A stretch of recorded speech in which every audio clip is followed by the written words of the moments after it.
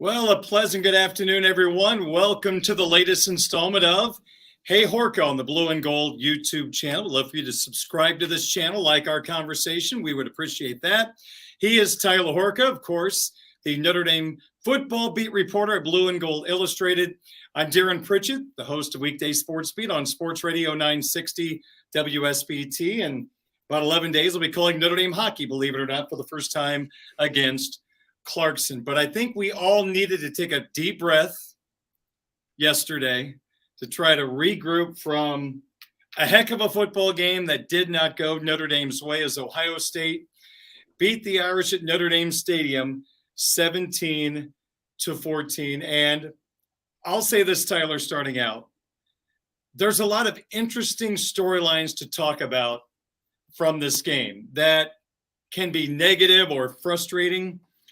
And I'm not a homer, but I'll say there were a lot of positives come out of this. The offensive line played better than I ever could have imagined.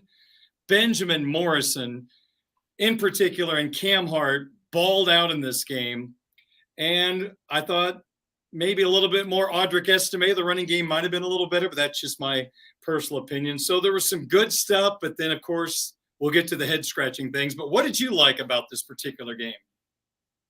That Notre Dame was winning it with up until 1 second left. Say what you want about the score. I think a lot of people were taking the under, and as it got closer to game day, I was like, I probably should be taking the under myself. Whoever did, they got their money. I didn't think it would be that low scoring. So if you want to rip the defense, which in a minute we're going to give people in the comments, which, by the way, if you're watching this live on YouTube, go ahead, say what you want, say what you feel. We will bring up some of those comments on this show. But, man, for 58 and a half minutes, if you hold Ohio State to 10 points, and I know that the Buckeyes are kind of saying the same things as Notre Dame, missed opportunities, right? They go for it on 4th and goal from the 1 really early on in that ball game and don't get it.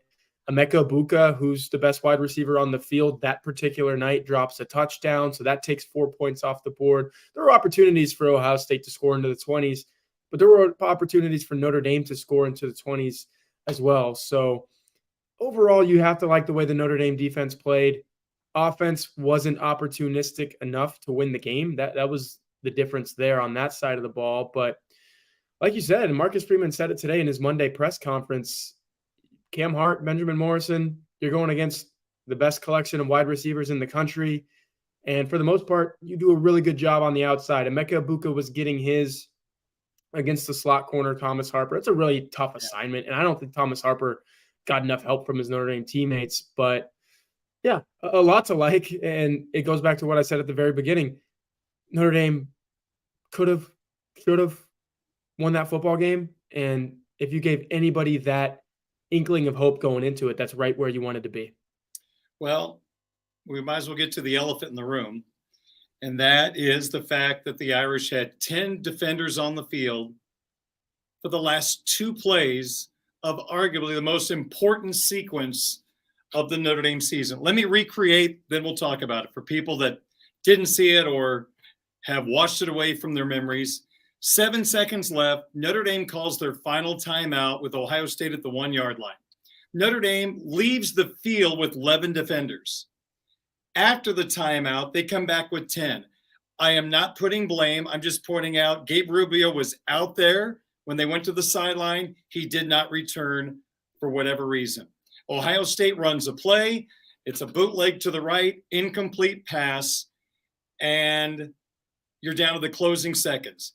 Now, this is the part where it gets really even more head-scratching. I posted the video on Twitter of what I shot, and you could see Ohio State subbing a running back onto the field after that pass attempt went incomplete.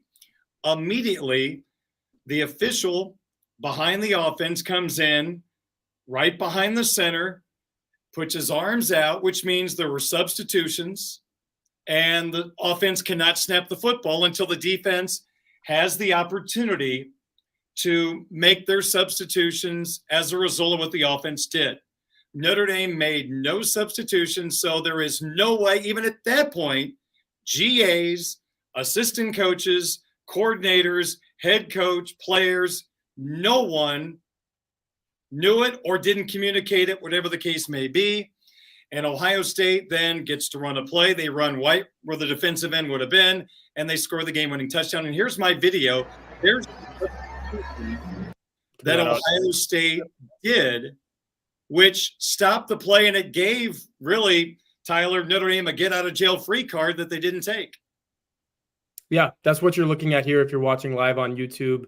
If you are listening back on Apple Podcast, Spotify, wherever you listen, we are watching what Darin just described, where, I mean, I'll just drag this back again. Look at all this time where Ohio State's lining up and the referees are basically looking at the sideline saying, hey, if you want to sub, now's your chance. And then there goes Ohio State sub. You're seeing Chip Trainum, the guy who eventually scores the touchdown, come into the field, and that's where the ref comes up, gets in the way of the ball being snapped because Ohio State's in a shotgun formation, and looks at the Notre Dame sideline and says, hey, and he wasn't asking him, hey, do you want to put your 11th guy out there? Because honestly, I'm not even sure the referee knew that Notre Dame had 10 people on the field at that time.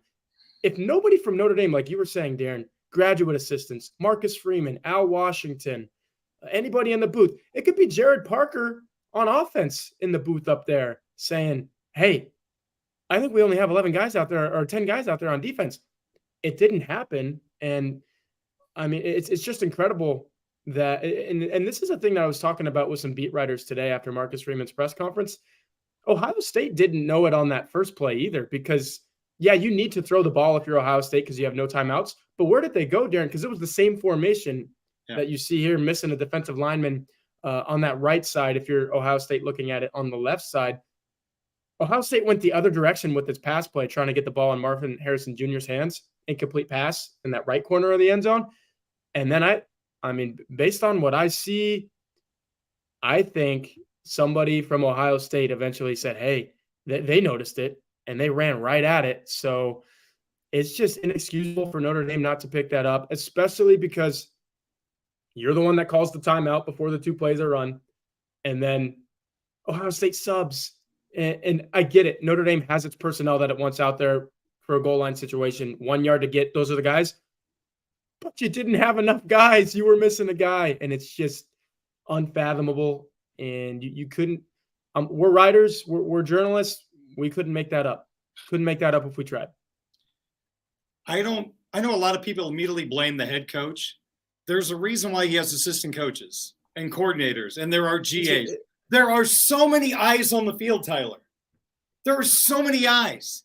He's worried about a lot of things, but there are so many eyes on the field. It is amateur hour to think that this could happen. I mean, this is like college football. Exactly. College football, and then obviously the NFL. Extensive operation. We go to practices, Darin. You see you don't know any of these guys' names because there's so many of them. It's like, I don't know who you are, but I know you have a purpose, and you go down the line, and obviously you know who some of them are. Al Washington, Al Golden, those guys. But man, they oversee so many others that could have said something, anything. All you had to do was go up to a guy that was wearing a headset and say, hey, we only have 10 out there, do something. And then obviously the other part of this conversation is they eventually found out, Marcus Freeman eventually found out there was only 10 guys, but as he said Saturday and then today, it's cringeworthy, didn't find out until it was too late. And I will say, this isn't basketball where when things happen like this, your instinct is to foul and like, okay, we can reset here if we just foul. None of those 10 guys for Notre Dame is thinking, oh, I need to commit something that I never want to and touch the guy, and that's how we're going to get out of this. So you can't really fault the players. It's on the people up top to put that 11th guy out there. The crowd's roaring. There's no way to communicate that to the players at the 1 yard line. I asked a former Irish player today, is there any way you could have heard them trying to get someone to jump offside? Absolutely not. I do feel like in that weird circumstance, if I would have been the head coach, I think I would have had that deer in the headlight look like, what in the world do I do? So I don't know if I would have had the answer with the luxury of time. I do disagree with Marcus a little bit. He said he didn't want to give him another chance to reset, and not run a guy out on the field or draw a penalty. Personally, I'd rather have 11 players to stop a half a yard than 10 players to stop 1 yard.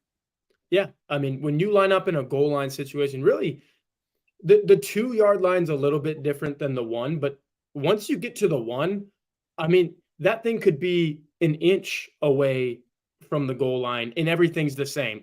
They cannot move this ball any further. And that's what your perspective is as a defense, is you just cannot let them advance the ball or you lose the ball game. That goes for the 1, the half, the inch, that's all the same. So I totally agree with you, Darin. If you can find a way to convey to your teammate, to your players, like, hey, we need to take a penalty, then, oh yeah, the penalty would have been the way to go.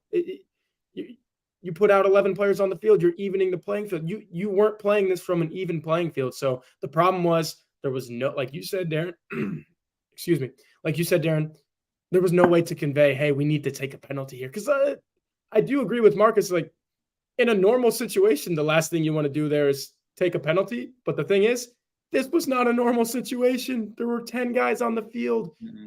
Need that 11th player on the field. And just to shout out Patrick here, thanks for the comment.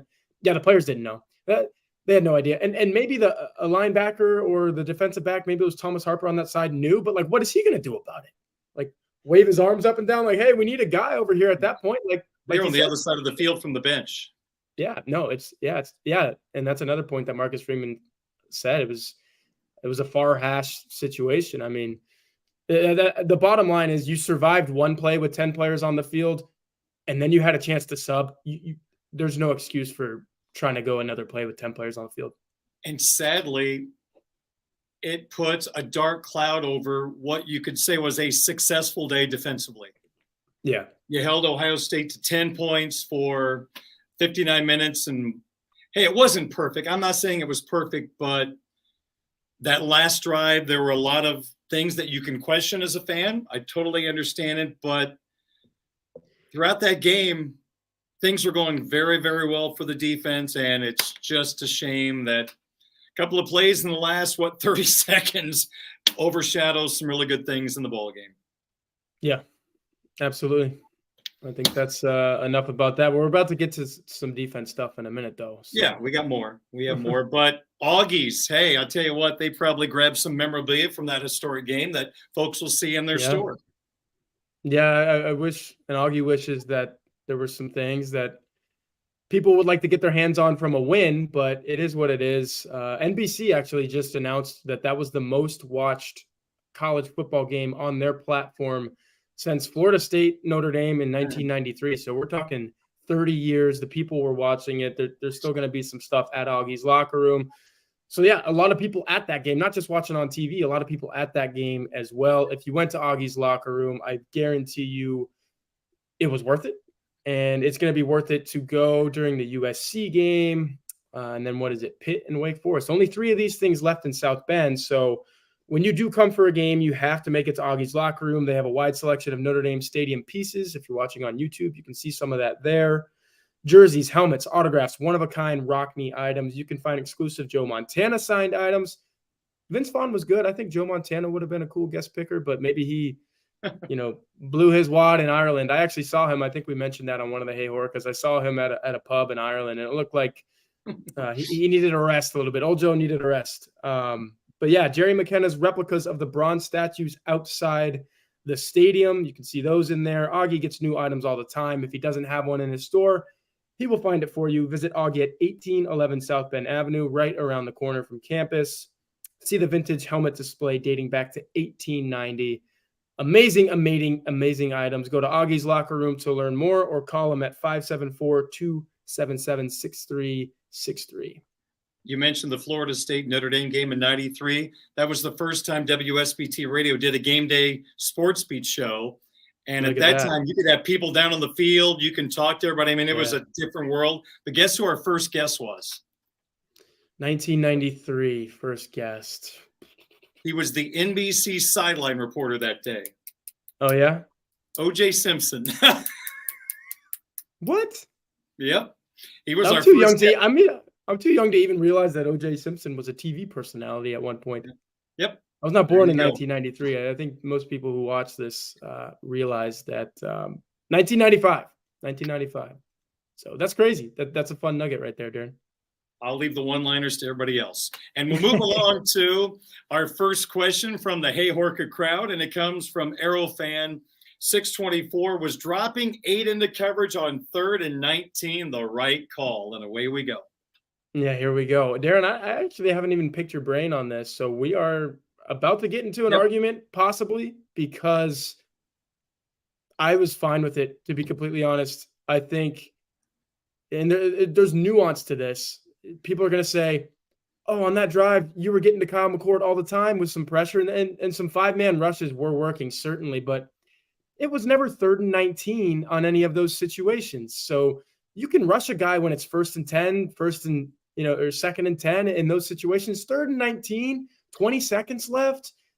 Just keep a guy in front of you. And look, it's not like that play was the ball game either. Everyone says they lost the ball game on 3rd and 19 because you get to the 1-yard line. If you just execute a little better and play a little better, I think Ohio State would have been fine with picking up like 5 to 10 yards on that play and then getting to 4th down and saying, okay, here's the ball game. Just so happened that it ended up being outside of the touchdown and maybe the 4th and 7 conversion, the biggest play on that drive. But the bottom line is Notre Dame just didn't execute it right. I was actually watching it just beforehand to make sure I had all my ducks in a row. I was watching the play again. They do a really nice shout out to NBC with some of these camera angles. Camera angle, over the top behind Kyle McCord. You can see how the play is developing. I can't play it here for copyright issues from NBC, but a couple things happen on this play that you just can't have when you're rushing 3 and dropping 8. JD Bertrand sort of mirrors the slot. I think it was Cade Stover, the tight end, going up the seam. And he sticks with them for a little bit, but then he doesn't stick with them long enough to where there was a split second. Ramon Henderson, the safety over the top, says, okay, I need to be aware of Stover. And then he's like, oh, shoot, no, I need to be aware of Ibuka, who Kyle McCord's about to throw to. By that point, he's not making any play on the ball. And then there was Thomas Harper. Notre Dame's in zone coverage here. And Thomas Harper just immediately sprints out, and I guess that's his 4th of the field. Maybe they're playing quarters, whatever it was. Immediately sprints out to the sideline. But there's it might be Cam Hart, who's the corner over there. He's got that guy. Like, it's 3rd and 19.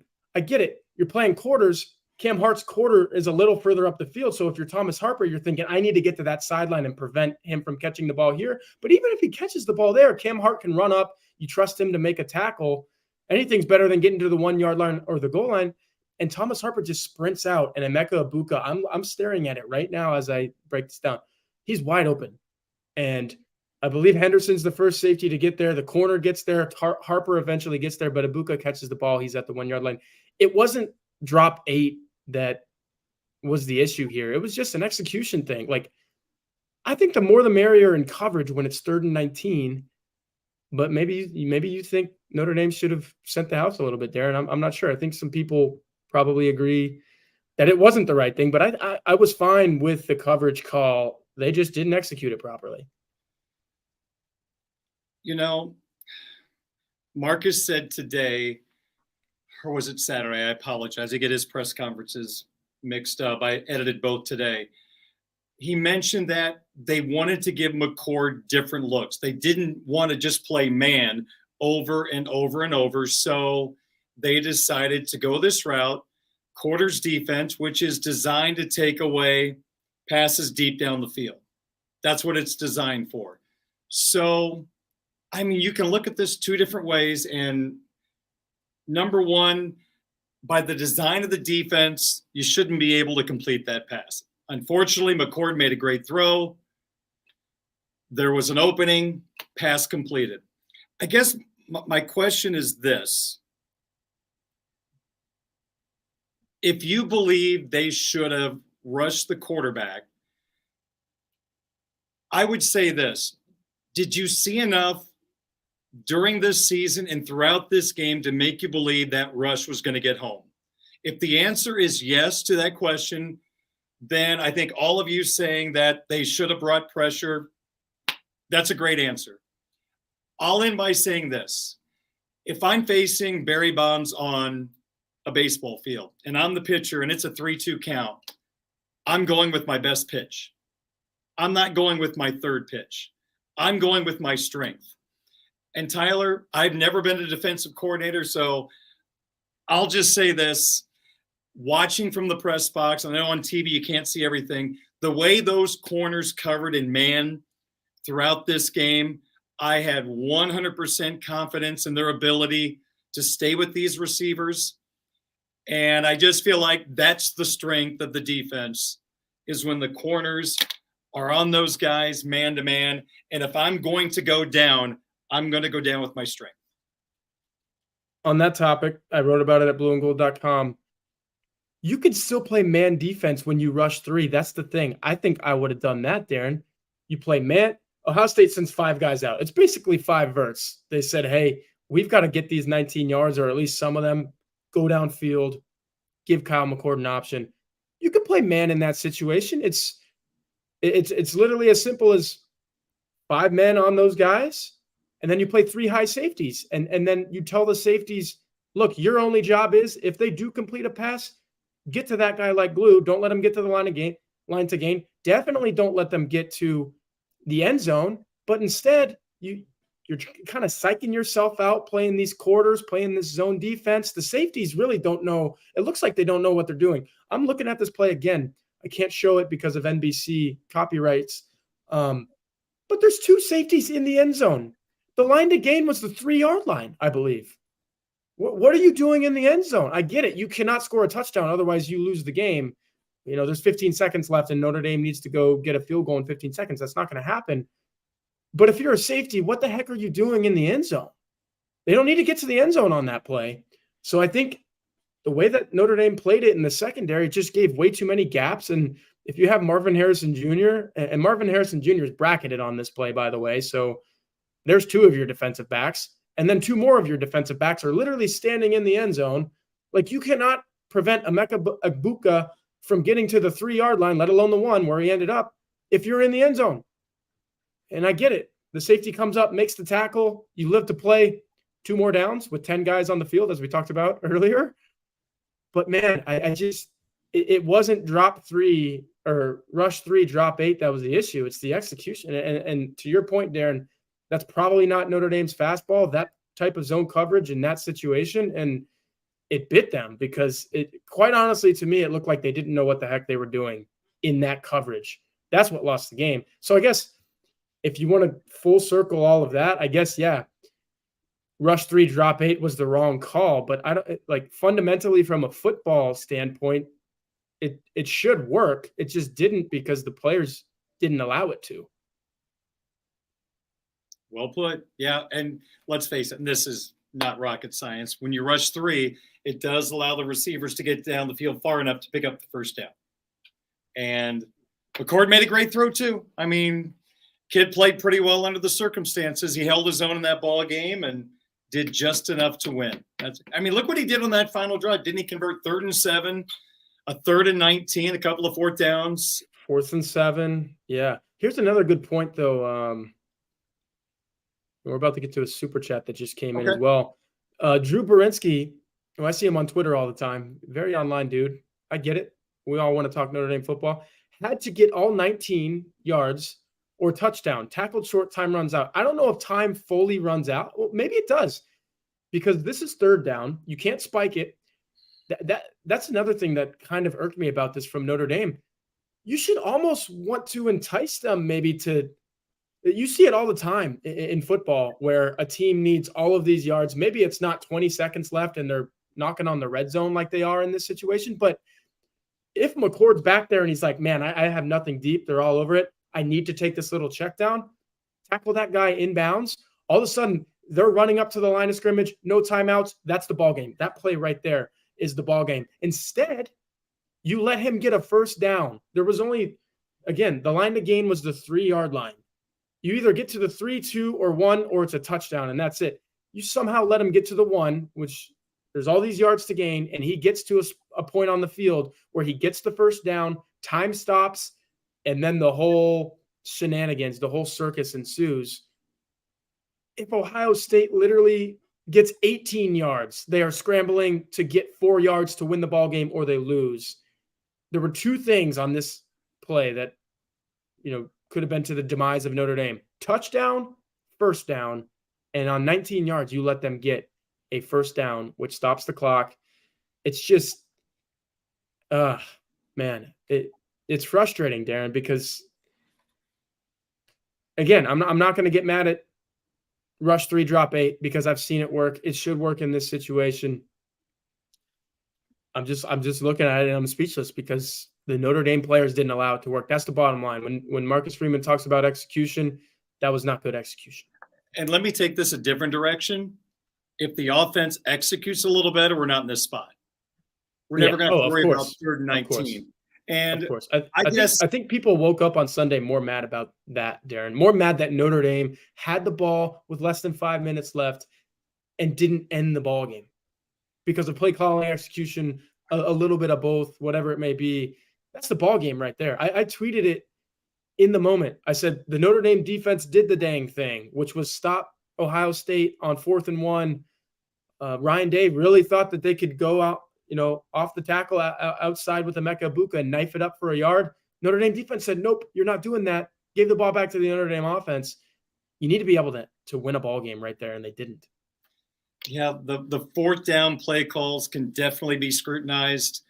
I just go back to the fact, and I know we've talked about this for 2 years, how 7 doesn't get the ball in those spots. And there are times he's one not time on the field. On that drive, right? I mean, the going with the sneak with Hartman in that hurry up mode, I can't sit here and say that's my favorite call. You got that guy, man. I hated that. A bruiser. I mean, put 2 tight ends behind the quarterback and shove him down the field 10 yards. That one was baffling. And this is me personally. I love when my football team, late in the game, when they have the ball, drain the timeouts of the opposition. Get those timeouts out of the equation so they can't use the entire field. When you got timeouts in your back pocket, you can use the middle of the field. And with the clock stopping inside of 2 minutes of the half, you can get down the field easily. I want to get rid of those timeouts.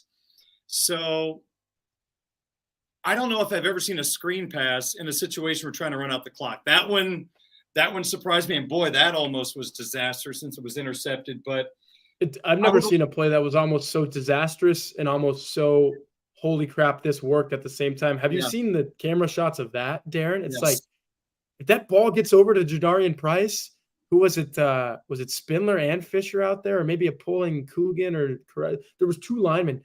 That's a touchdown. That's game over Notre Dame. Notre Dame wins this game 21-10, just like Ohio State won it 21-10 last year. If that works, but hey, if that you can't be saying if. Yeah, I don't like the call there, but shoot, it almost worked. It did. I just get rid of the timeouts, drain those timeouts, and then you can get a little more, I think, aggressive at that point. But they just left a lot of points on the field. The 4th down where Hartman got it. I don't know how they can overturn that. I still have not seen full evidence to show he didn't get that first down. I'm not totally against that call. It's the whole where's the ball thing. It was in his right arm. He's going to the right sideline. There's no complete evidence, though. I don't think you can overturn it. You missed the field goal. There's so many points left on the field. I mean, there's not an Irish fan watching this. Had we told them you're going to give up 17, that they would have lost the game. No, seriously. I mean, we can talk about the breakdowns in the final 2 minutes on defense, but doggone it, throughout that ball game, you got 176 rushing yards, and you didn't have a 3 and out. I heard Marcus say they didn't have a drop pass, and they scored 14 points. That's as big of a story as 10 men on the field. That comes down to, hey, I'm a Dallas Cowboys fan, and yesterday, and really the last 2 weeks, I've watched a good football team. The Dallas Cowboys are a good football team. Notre Dame's a good football team. Not be able to finish drives. And that's what it was for Notre Dame. The 2 4th downs. You leave the ball in your quarterback's hands. I get that. But you have Audric Estime. You have this vaunted offensive line. Like, do something with that. Or if you're going to leave it in Hartman's hands, like, get the first down. Like, I'd call it like a sweep sneak. Sam Hartman's not the guy to go around off the left side of the offensive line and try to finesse his way to a first down on 4th and 1. Darin, we were sitting in the same press box, probably 5 feet away from each other, and I guarantee you were staring at that saying, this ain't going to work, and it didn't. So we got some super chats here to get to, Darin. Yeah, go ahead. Appreciate Brendan Steyer for the super chat. He says, I feel like the play calling on 3rd and 4th and short needs to be reassessed. It feels like the efficiency this year has been lacking. Notre Dame wants to be a physical, aggressive football team. Win it on the ground. Thoughts, Darin? I think when you were talking about Audric Estime, that's exactly what you were saying, yeah? Yeah, that was a line of questioning to Marcus since the game there was that stretch where Estime got it rolling, and then we didn't see him for a while. We were having the discussion in the press box. Is he hurt? Why is he not out there? So I know the coach. Yeah, I had my binoculars on him like 24/7. I found he was just standing there. It's kind of ironic, though. Not enough people are talking about how that one drive that he was out, Notre Dame eventually scored a touchdown on it. Yep. Yeah. That was the Jabron Payne. So like Notre Dame's a good running team no matter who's in, but that's the thing. If Audric Estime was in, maybe they score a touchdown sooner. Like Jeremiah Love showed some of this ability Saturday, which is promising for Notre Dame. But if there's a running back on this team that you sit there and you say, yeah, put him in, and he's got the best chance of ripping off 10 to 15 yards on any given play, it's Estime. He's the most experienced, and he's, quite frankly, right now, the best of the bunch. So in that game, to say, we got all these guys, and it worked. Again, Jabron Payne scored a touchdown. It's like, dude, give Audric Estime the football. It's really interesting. In a game in which Notre Dame shortened the rotation in almost every spot of the foot, Jason Onye did not have a snap. Correct. After the coaching staff Halamaka did not play over and over. And but the one position that had all those different personnel was running back. And I get it. They used the strength of each player. I understand what they're trying to do, but man, as a fan, it's hard for me to sit here and say 7 has to be on the field more. I mean, he had 20 of the 37 carries against Central Michigan. Yeah. But then 14 of 39 against Ohio State. I almost feel like it would have been backwards, the other way around. Yeah, for sure. And the one thing that, like, you can kind of live with is Travion Henderson only got the ball 14 times too. And he outside had of one run, yards. they didn't have a running game. Right. And that's probably a lot of that. You look at the splits, it was basically the opposite. Notre Dame had a 60-40 run to pass split, and Ohio State had a 60-40 pass to run. Kyle McCord threw the ball 38 times, Sam Hartman 25. Ohio State ran the ball 27 times, Notre Dame 39. So if you're going by proportions and by fractions, and you think that Audric Estime is every bit the player that Travion Henderson is, he should have probably had 20 carries in that ball game. Yeah. And that's any ball game. I'd love to be able to come into the offensive coaching room, and this is not a criticism. This is just me wanting to understand. But 3 play action passes in that game. Now, in the first half, Ohio State was dropping back. They had like a wall 10 to 15 yards down the field with 3 defenders. So they were trying to take away the deep ball. Maybe that was the reason why. But when you think of Notre Dame this year running the football in that play action pass, I think you had the stat only 3 of the 25 passes were play action. And that surprised me. So maybe what they were doing in the first half defensively took them away from that. That's why I'd like to ask the question and just learn what the thinking was. Yep, there it is. Pro Football Focus, 26 dropbacks, 3 play action passes. They were playing some high safety stuff, and I think Notre Dame's going to see that a lot. I mean, you do what you do if you're Notre Dame against Central Michigan and you put those deep balls on film, people are going to say, okay, we have to prevent that. Ohio State did. And here's another thing. Ohio State just has the athletes that can prevent that. And I think Notre Dame got into – you saw it early. Sam Hartman, 10 of his 25 pass attempts, whatever it was, first quarter. However, how many of those do you remember saying, okay, yeah, he's throwing the football downfield? That tells me Jared Parker went into it thinking, we're not going to pass the ball deep on these guys, dink and dunk, dink and dunk. It worked, especially on that first drive. It was working, man. Mitchell Evans, it was working. and then you don't get that first down. To me, that's when the whole game changed. That set the tone for the game. When Notre Dame didn't get that first down, Darin, you thought it was a first down. When Sam Hartman is running off to the right, you don't get that. Turn the ball over on downs. Ohio State had already had to punt before that. It became a chain reaction, a domino effect of oops, I didn't get it. You didn't get it. What are we going to do? Next thing you know, it's 3-0 at halftime, and that was the game. And then from there, Jared Parker's thinking, oh, man, now I really can't throw the ball downfield. So football games are chess matches, man. And you have just like a script. You have a script going in, and you're like, this is what I'm going to do. And then something happens. It's just like, throw that away. Now I just got to look at this board and see what I have to do. I think there was a lot of that on both sides.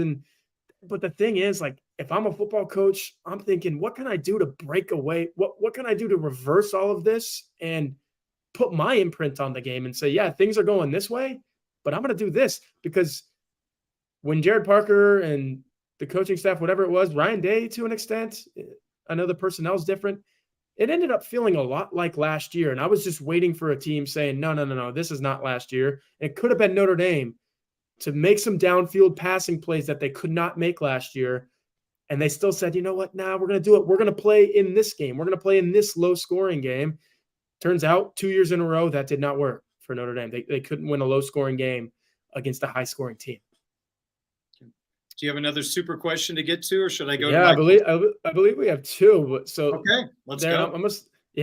We'll probably make all the other questions that were coming up, the ones that we had scripted a little shorter on the answers, but we'll get to all of them. We need to get to these, though, as well. Mike 3883, thank you for the super chat. Held Ohio State to 17. It's not on the defense. Sam Hartman in the offense scored 0 in the first half. Freeman tried to hire the Utah OC, and ND denied him because of the money. Okay, now we're getting into some weeds here. The OC and the university are to blame. I don't want to bring up the Andy Ludwig Utah stuff. And Darin, by the way, that you're leaning back in the chair and sighing, I don't think you do either. But I do agree with the gist early. And it gets back to what I was just saying about the chess match and not being able to, move your queen out a little early and say, I'm going to dominate this thing and you're not going to capture her and I'm going to get all your pieces before you get mine. I don't think Jared Parker at this stage in his career, or maybe who he is as an offensive coordinator, I don't think he's that type of guy. And he showed it on Saturday where he couldn't say, hey, I have Sam Hartman, I have Audric Estime, I'm going to grab this game and take it and we're going to score. Didn't happen. So I do agree with the primary gist of that super chat. Yeah, I don't know the ins and outs. There's a lot of speculation what happened. Yeah. All I know is I was calling a hockey game, and all of a sudden we have all these people on the TV screen. Hey, there's Jared Parker, Marcus Freeman, the Utah guy. So that was a crazy night, to say the least. But I will go back to what you said at the start of the year. One of your biggest question marks was offensive coordinator because of the inexperience. And the people at blueandgold.com on our message board, they know that. I've been really touting that since March, like spring ball. I'm saying, hey, Sam Hartman, that's great. But what are you without a great offensive coordinator? I haven't read this super chat yet. We'll read this super chat. No, I was reading somebody else was talking about the kicking game, and they should get the kid from game day. It made me laugh. And for people that didn't hear the press conference today, they are switching holders. Schrader is more comfortable with what McPherson holding, so we'll see that switch. Yeah, so they are addressing 3 for 7 for Spencer Schrader, but I believe only 3 of those are less than 50 yards, which is crazy. He has 4 attempts more than 50 yards. So I get it. You have this leg, but I said it at blueandgold.com. Hey, let's try to settle this guy in a little bit. And it's hard to do that. Like, both times Notre Dame went for it on 4th down, I completely agreed. Like, you need to go for it here. So it's not just, hey, kick the field goal when you have the chance. But man, like in those blowout games, maybe it would have been nice for the offense to get stopped like once or twice and say, hey, Spencer Schrader, go out and kick a 35-yarder just to get your feet wet in a Notre Dame uniform. Like, that hasn't happened. Every time they trot him out there, it seems like, hey, here's a really long field goal. Try to make it. I don't know. You could always go Mitch Palooza on 4th and 1 too. Yeah, but I said it in the press box like 5 times. Didn't happen. Didn't get my wish. Here's another super chat. I love the super chats. I think 3 in one Hey Horka show is a record, which is awesome. We're on here at 3:00. People are working. We still have a bunch of people watching. It's great. The coaching staff. A 3-hour show. Yeah, no, we're not doing that. We did that last week. It's just Duke this week, and I know Duke's a good football team, but it's not a Okay. 3-hour show type of week. We are Love and Light. The coaching staff choked on both sides of the ball in the 4-minute drill. This loss is on the coaches. I mean, come on, man. High school teams have a coach count heads on every play. I'm not going to disagree with that. Like, Darin, we've both watched enough football, and I'm only 28 years old, so you've watched more than I have. But we've seen enough football to where we've seen some instances, hey, team had 12 people on the field, team had 10 people on the field, and you're like, that was a bummer. I've never seen it in this big of a spot, though. 2 plays in a row. Plays. No. I've never seen it back-to-back plays in any circumstance. In any circumstance, right. It's again, you made the great point. When you go to practice, there's 50 million people not wearing football jerseys, and you got all these people on headset, and I know I was wowed by the moment standing there on the field. It was on the completely other end. We're in an end zone on the north side. This was all happening on the south side, which, by the way, everybody watching probably knows this, but that's the same exact end zone as the Bush Push. So now that is an infamous south end zone at this point. There's been some bad things happen late in the ball game at the 1-yard line. The Manti Te'o stop against Stanford in 12 is also right there. Right. So, yeah, there's some good, but there's definitely been some bad. There's a lot going on in that end zone. Yes. Yeah. Tough stuff. Let's move on to another question, huh? Okay. Let's try something else. Let's go to Grace Hall 4D wants to know, what was your assessment of Sam Hartman's play, particularly under pressure? I honestly thought he was pretty good. I answered this question, and I think we're going to get to a little later on the show. Given what he was presented in the game that was, played it pretty well. There weren't a whole lot of opportunities. The one downfield miss that I think he has that comes to mind was looking for Jaden Thomas on that left sideline, and they just can't get that one right. It feels like there's been a couple times where Jaden Thomas, whether he's running a corner, it must be a corner route to that left sideline, and he's open. And this time Hartman airmailed him against NC State. Hartman laid a really good pass in there. And I see you keep laughing at the comments. I need to read the comments. I'm sorry. No, it's great. It's great. I'm listening to you and reading them. Yeah, sure. That's multitasking at its finest. Darin, we don't need to spend too much time on this conversation because my mind on Sam Hartman didn't change. The game was weird. The game was wacky. Darin, do you remember how many times last week here and other places I kept saying these Ohio State defensive backs are really, really good? Like, watch out for these guys. They might be better than Notre Dame's wide receivers. I think that's what this came down to, was what the heck is Sam Hartman supposed to do with really good pass protection, which it was. Notre Dame offensive line played a heck of a game. But if you got nobody to throw the ball to, you've got nobody to throw the ball to. So he doesn't get sacked a single time. That's a credit to the offensive line. That's also a credit to him getting the ball out, even if it's a throwaway or whatever it is.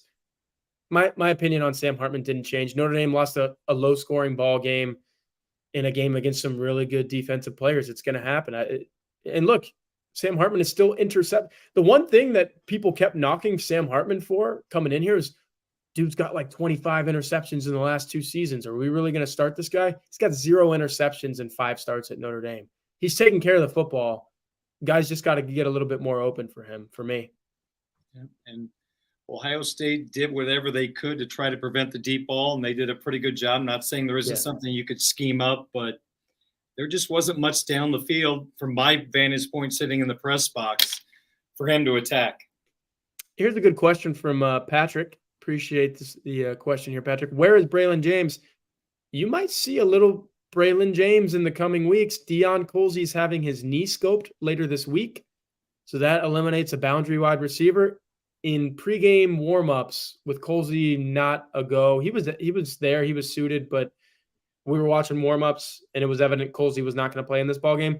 Braylon James was taking the place of Deion Colsey with that second, third team wide receiver contingent when they were running some routes on air stuff in pregame warmups. So you always have a guy in any season that kind of breaks out in the middle of it, and you're like, where did this guy come from? Braylon James is getting his opportunity because Deion Colsey can't play here for the next couple weeks, like Marcus Freeman said. So where is he? You might see him as soon as Duke, because I don't think this is a game where Notre Dame is afraid. You mentioned the rotations, Darin. That was even a thing on offense where they're just like, hey, outside of the running back position, we're going to play the same guys over and over and over. Maybe it's time to say, hey, Braylon James is a burner. Braylon James is faster than Jaden Greathouse, is faster than Rico Flores. Like Jaden Greathouse, Rico Flores, they're great at what they do. They can get open. But if you want a guy to take the top off the defense that's not named Chris Tyree or maybe Tobias Merriweather on this team, it's Braylon James. So maybe this, at this point in the season, is his time. I noticed Hire Elko had a quote, Joe Klatt blames our coaches. That's obvious. I have a lot of respect for Joe. He's very fair. And if he, in fact, said that, that's pretty eye-opening.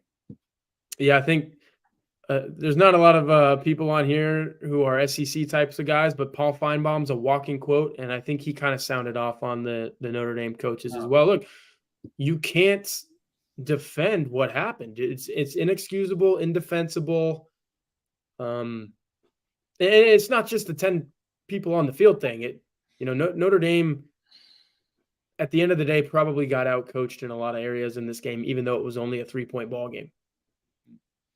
Okay, let's get to another question here. And it comes from Coop Dog 01. Why isn't Notre Dame's defensive line getting penetration? If I had a great answer for you, yeah, I would be the defensive line coach at the University of Notre Dame. Here's the thing. I said this at blueandgold.com in the article today. I love the way Al Washington coaches. He's engaging. He's energetic. It seems like he gets his message across. And when I'm watching these practices in the spring and in the fall, it seems like it's a good message. Like, it seems like he knows football, knows what he's talking about.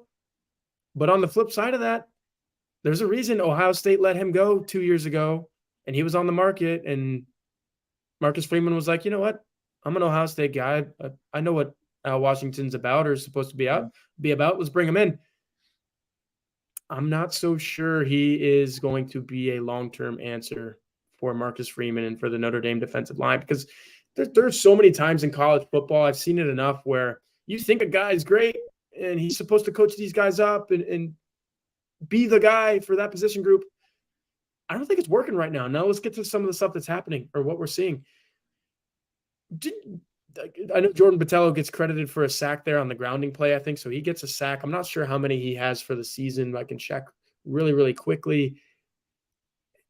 Why isn't Jordan Botelho winning more one-on-one matchups, Darin? Why isn't Riley Mills winning matchups in the middle? And he had a really good game for Pro Football Focus. But, like, if you're Riley Mills and you're that big and you're playing defensive tackle, there should be some moments where you are just completely by a center or a guard and you're in the backfield and you say, here I am. I'm either going to take the running back down for a tackle for loss or I'm going to sack the quarterback. I know defensive tackles aren't supposed to get a whole lot of sacks, but Riley Mills should be that player. Why isn't it happening? Sometimes you need to go a different direction with your coaching if these things aren't happening. We've played 5 games and Notre Dame does not have a player that has more than 2 tackles for loss. That's the leader on the team right now. So it's a solid group of guys with 2, but you've got some players on this team who should probably be getting close to a tackle for loss per game, right? Like, nobody is even close to on pace for a tackle for loss per game. You might see the leader on the Notre Dame defense have like 8 tackles for loss at the end of the season. That's unacceptable. That means you're not winning one-on-one matchups. And to answer Coop Dog's question, that's why Notre Dame isn't getting penetration. They can't win one-on-one matchups. They have to recruit linebackers and safeties for pressure help anytime they want to get pressure. It's, hey, we'll send Maris Leophile at the wall here and see if he can get through, which that didn't work against Ohio State, by the way. He ran into a wall, like a literal wall, and just didn't do anything. So it's maddening. I don't know if you have any other thoughts on that, Darin, but it's really, I'll just keep it really quick. I think they just lack overall explosion along the defensive line. So is it an athlete issue or is it a coaching thing? Personnel? I just don't see explosion coming off the edge. I will say, man, Baptiste was rolling to the sideline to stop that 4th down play against. He had a great game all around. He had a great game all around. Yeah, he had a good game. I just think overall, I don't know if there's enough explosion, and I just wonder, this is just a hypothetical, since they used basically limited guys along the line, maybe they're better with limited snaps and playing more guys. I don't know. It's just a thought that came to mind. Yeah, Because they used a really short rotation in this game. you probably should have rotated a little bit more, honestly. And that is just specific to this game, because even in the 4 games before it, I noticed that the Notre Dame defensive line wasn't winning its matchups. But let's just end this conversation with this. I don't think there was anything Jason Onye would have done to hinder Notre Dame's chances of winning that ball game any further than whoever was playing. Like, Howard Cross looked good again. Howard Cross is a good football player, but like at some point, put Jason Onye out there, or I don't know. Gabe Rubio played well. I don't think Donovan Heinisch is going to make much of a difference, but like maybe in terms of just taking a breather and limiting reps a little bit, I don't think it would have hurt to play guys like that and just kind of switch things up. Instead, maybe the defense was a little tired there at the end too. Not a lot of people have been talking about that, but that's also a possibility. Those guys played a lot of snaps on Saturday. And for people that didn't hear the press conference today, Coach Freeman said that, I think he was answering your question, that Maris Leophile, 61 snaps, no tackles. He said that he had limited practice time last week due to a stinger. So take that for what it's worth. Yeah, that was a question kind of derived from the board, the message board at blueandgold.com, which, by the way, if you're not subscribed and you're watching this, go subscribe. Great community, great nuggets and tidbits that you can't get anywhere else. We're bringing to you at blueandgold.com. They are very cognizant of Maris Leophile's play, and they were cognizant that he did not register a tackle. And I thought it was interesting personally too. How do you play 61 snaps at a position like that that's supposed to be around the football at all times and not register a tackle? That probably warrants a Monday press conference question. Just like Audric could have worn down that defense a little more. I think Ohio State was on skates. I really do. Offensive line. Marcus got that question too. I forget who asked that one. It might have been the other Tyler James. I think it was. Yeah. The Tylers, right. We're asking all the hard hitting questions there. All right. Well, I think we're all kind of worn out and we're exhausted. So can you do something to make my skin look better at this particular moment? What a segue from That's all I got, man. Right there. Yeah, I actually can do something to make your skin look a little better. And it's funny you bring it up that way, because I was up till 5 a.m. putting this thing together right here. If you're watching the YouTube, that is the latest edition of blueandgold.com, Blue and Gold illustrated print version. I was up till 5 a.m. putting that together. And when I was going to bed, brushing my teeth at a time when a lot of other people were brushing their teeth to wake up for a Sunday. I don't know if they have to work, they got to go to church, whatever it is. I was brushing my teeth to go to bed. I looked at myself in the mirror and I said, what can I do to make myself look not so tired? Because this is a 24/7 business, Darin. And here we are again on a Monday talking about Notre Dame football. And the answer was Caldera Lab. I used the clean slate, which starts and ends my day. I don't know what you want to call it at 5 a.m. I guess I was ending my day, but my day started not too long later. That's going to wash all of the stuff from Notre Dame Stadium. I was there at game day at 8 a.m., and then I was there till 1 a.m. when I had to leave, and they kicked me out of the press box. A lot of dirt, a lot of grime getting on your face on a day that long. Clean slate takes care of that. The base layer, daily moisturizer, hydrate your skin, jumpstart your day, or end your day full of confidence. The Good, that's your go-to multifunctional serum at night that helps your skin look tighter and smoother. That's what you need if you were going to bed at 5 a.m. like I was. 3.4 million antioxidant units that protect your skin. They also have something called the Icon, which they sent me in this little ad deal that we have with Caldera Lab. And basically, my eyes, I had the darkest bags under my eyes that you could ever imagine because of that 5 a.m. night. And I just rub that stuff all around my eyes and go into the Monday press conference looking good as new. So if you want all of this stuff, which, by the way, just a few weeks worth of use, 94% of men's skin showed overall younger looking appearance, again, in just a couple of weeks. So Caldera Lab, go to their website, use the code BGI23 and get 20% off. I don't think there's a lot of people who work a job that they're up till 5 a.m. putting a magazine together. But for me, I need Caldera Lab, man. It brings out the youthful appearance in me, and I can walk into Marcus Freeman Monday press conference feeling confident and ready to go. Got the new haircut to go along with it. I know. Look at that. I mean, I'm looking. Everybody's talking about Kelsey and Swift when they should be talking about your skin and hair at this particular moment. Appreciate it. All right, let's get to our fourth question. 2 more to go. This comes from an interesting name, and I'll just ask the question. What does Notre Dame need to do to go 11-1? Yeah, I'll bring it up here because it's going to appear. Yeah, it's going to appear. Tofuzz. Again, when you go to blueandgold.com, you can, within reason and within bounds, make your username whatever you want. Have some fun with it. We have some fun at blueandgold.com. There's no question about that. What does Notre Dame need to do to go to 11-1? I kind of used a centralized focus on this and kind of keyed in on one thing. And I think it's have better wide receiver play. And I'll leave it at this. You brought in Sam Hartman to be able to revolutionize your offense, modernize your offense in a way, and make it more 2023, because whatever Notre Dame was doing in 2022 didn't get the job done offensively. And a lot of that was dictated by quarterback personnel. You've got Sam Hartman. You've got some really good wide receivers. I mentioned Braylon James earlier in this show. I get it. Maybe he doesn't understand the full offense, but if Jaden Greathouse gets it and Enrico Flores gets it, then I guess maybe sometimes for guys like Tobias Merriweather, Braylon James this year, they just don't get it, but use those guys. Be able to hit the deep passes, be able to hit the intermediate stuff.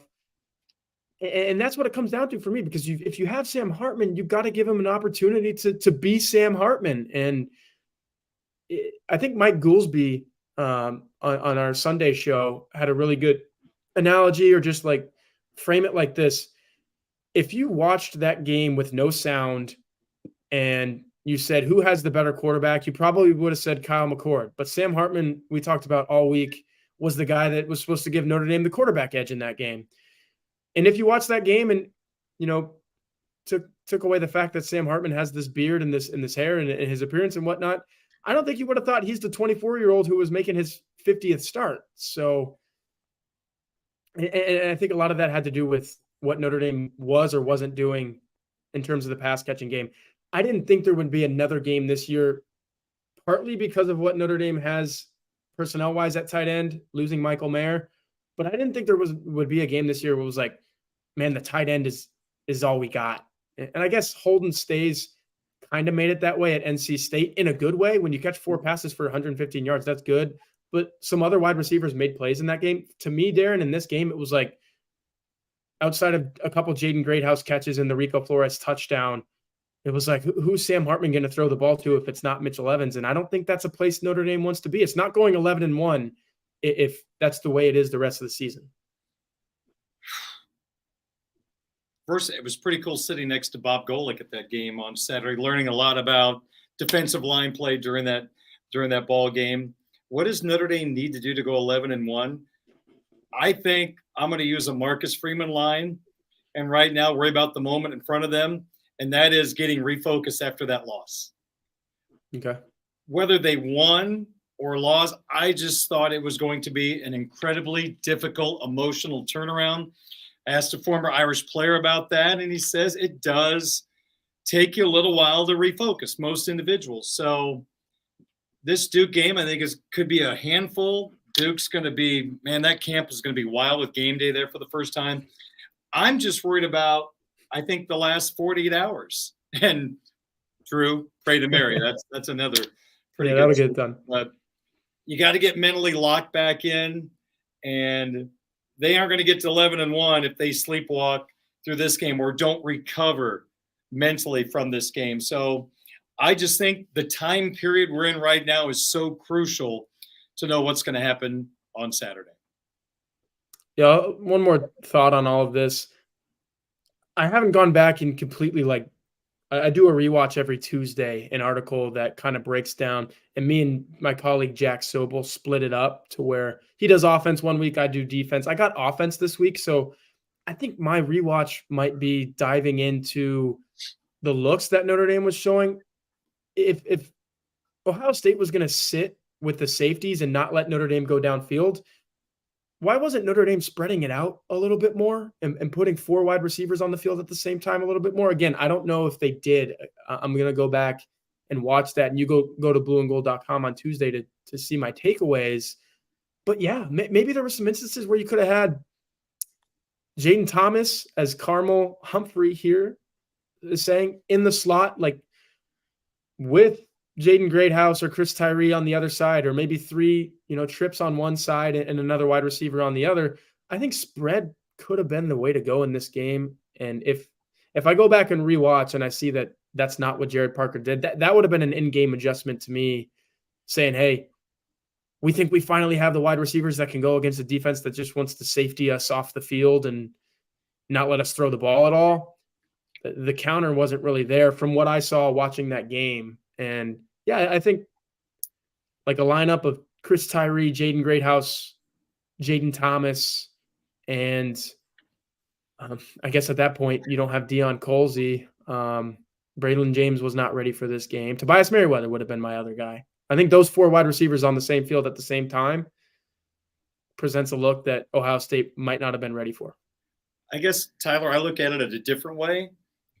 The 12 personnel is one of their best packages. Mm-hmm. And using those tight ends to help in the running game, I think is helpful. And honestly, Tyler, as this season progresses, and after what we saw on Saturday, if I had to put a confidence meter on guys catching passes, I think the 2 tight ends are very high up on the list. So I feel very confident, especially after Saturday when Mitchell Evans did the old one-handed catch. And what Stays has shown us this year, they're getting open. When it's thrown to them, they're catching it. I don't have the stats. I don't know how many drops, if they've had any. But I got to be honest, Tyler, with the way they run it in that package and my confidence level that they're going to get open, it's greater than the wide receiver sometimes. So I guess I'm on the other end of the equation. I kind of like how they've scripted this season so far using that 12 personnel. And I guess my answer to this question doesn't have to be just the wide receivers need to be better. If the tight ends are as good as you're saying, Darin, then prove it. Like, get the production out of them. And I don't have the answer for why it's not there. Mitchell Evans, you'll take 7 for 75, 7 for 70, whatever it was. And he take that every single game. Off too. He did. You take that every single game. But like Holden Stays, for example, targeted 1 time. If you have a guy that can do what he did against NC State, and I know Ohio State's a little bit different, how the heck are you only targeting Holden Stays 1 time in that game? He ran 9 receiving routes. Only 2 players who registered a receiving route or a target ran fewer than that. Jaden Greathouse, which I think there's another issue right there. Jaden Greathouse, we saw some things in the open field from Jaden Greathouse that was like, okay, get this dude in space. Like, for the most part, it's always been, hey, Jaden Greathouse can get open and make the catches, but we saw him with a little bit of shake, and he only ran 7 receiving routes. It was targeted 3 times and caught 2 passes. Like, where's the volume, I guess? I don't know. It was a weird game. The possessions weren't really there. Offense stalls out a couple times, but I guess it's just like efficiency and execution is what it comes down to. You need to get more out of the passing game. You have Sam Hartman. I know it's a big game and things are different, but that's why he's here. You got to be able to lean on him and give him outlets, and I just didn't see enough of it. So pretty cool to see all those freshmen out there in big moments in the game making plays for this football team. Game-winning drive. Jeremiah Love, Rico Flores, Jaden Greathouse had a catch on that drive, I believe. Yeah, Jack Sobel, our colleague at blueandgold.com, he actually asked Marcus Freeman that question. How cool is that? And that's a testament to recruiting, quick development. You just got to keep stacking stuff like that. It's got to happen more often. It can't be, wow, that was cool. Let's make it the norm, right? That's what Notre Dame needs to do. And recruits will take note. Hey, maybe I could be the next guy to get on the field quickly. All right, let's wrap up Hey Horka for this week since we're over the hour mark with what can Notre Dame take from the Ohio State game and apply it to USC? That's from Aerofan 624. Wow. Here we go. I'm so worried about Duke. I might think. Yeah. Can I say this really quick before we get going? Yeah. Is it fair to say that USC is the 5th best team in the Pac-12? Washington, Yeah. I love it. Washington, Oregon, Washington State, Utah. I'm just saying. USC. I'm just saying. Here's the thing, like, I get it. It's more stacked, it's more crowded, and it's good. Like, those teams that you all mentioned are good, but I just want to see them play USC. Like, can they? We know that Utah can win a shootout against USC. Can those other teams? We'll find out. USC beat, and last year with Caleb Williams, they beat. I don't know what the schedule looked like, but I know they beat Oregon State. Did they play Washington? Like Washington State? To me, USC is like still. If they're not number one in the conference, they're number two, and I think that they're going to exercise the Utah. Do they play every year? Does Utah play USC this year? It'll be Utah at USC because Utah beat them twice last year, Salt Lake and then Las Vegas. The championship game, yeah. USC was sleepy against Drew Pine and the Sun Devils on Saturday. They were a little sleepy. Yeah, they were. That was what, a 3-point. What was the final in that? 42-28. It was like a 3-point game late in the second half, though, wasn't it? It was like a field goal game. Yes, it was. Yeah, yes, it was. And before they play the Irish, USC is at Colorado this week. Gosh. And then home against Arizona. So chances are they're going to be undefeated when the Irish and the Trojans get together. Yeah. And so for me, when I look at USC in this question that Aerofan, we're starting and ending with Aerofan. By the way, I got to meet this particular gentleman here. I put it on the message board. I said, it's Friday night. I'm going to turn in at 10 p.m. because I got a long day tomorrow, but I'm out and about. And if you are too, I'll meet you anywhere for a beer. Got a beer with Aerofan 624 at Brothers on Eddy Street, right across from campus there. So cool guy. Love what he contributes to the message board at blueandgold.com. For me, it's you couldn't stop Emeka Ibuka, who is a really, really good slot receiver. USC has a really, really good slot receiver in Mario Williams, and he's got tremendous chemistry with Caleb Williams.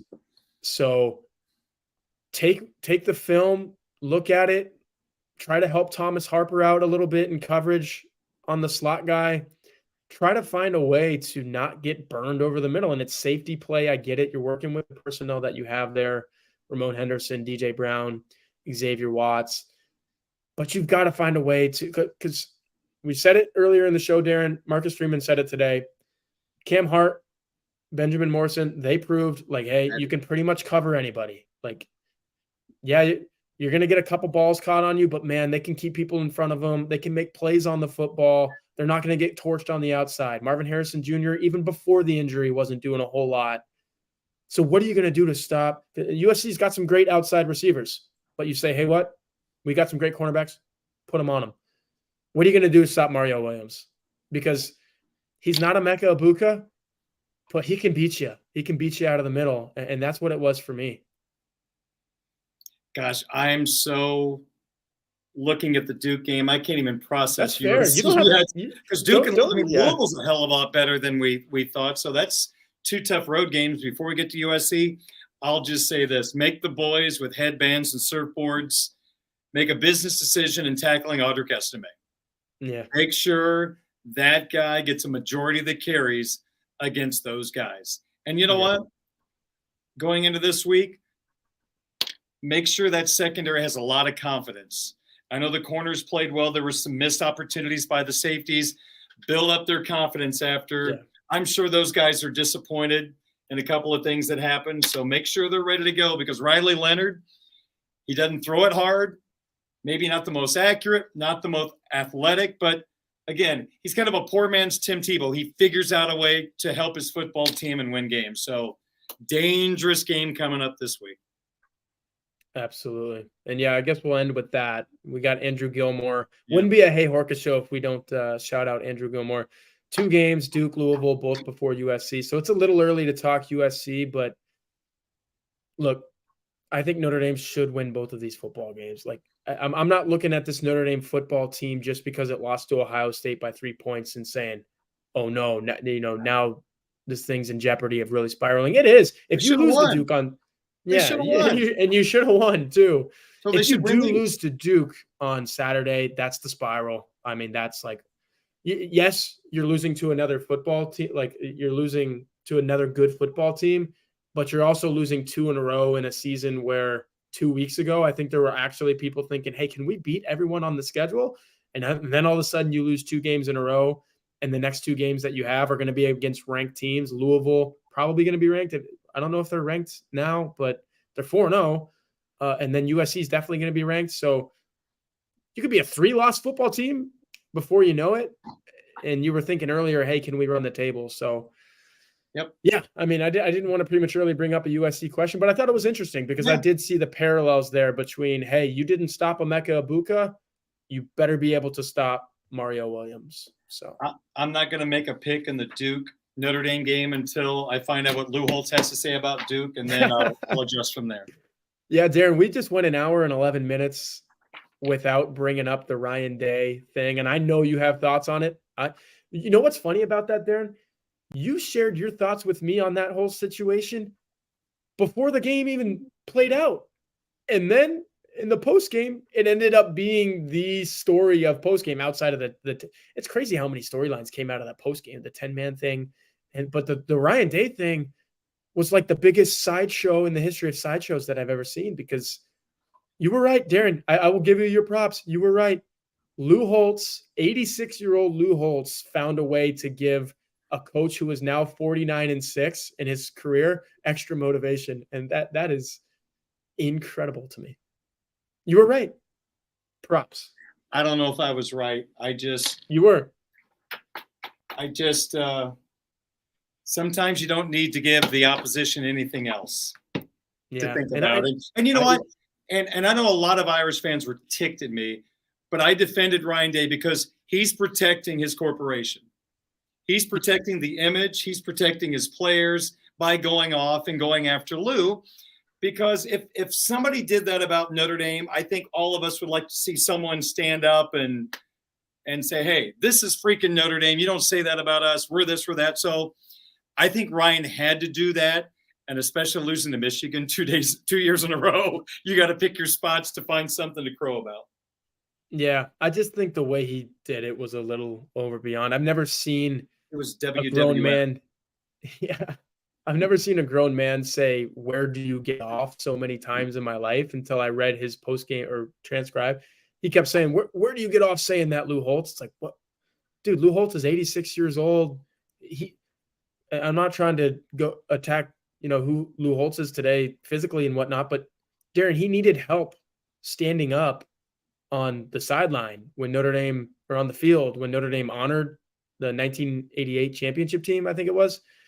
Lou Holtz was like being propped up by some of his former players, and Ryan Day's out there saying, "Oh, Lou Holtz."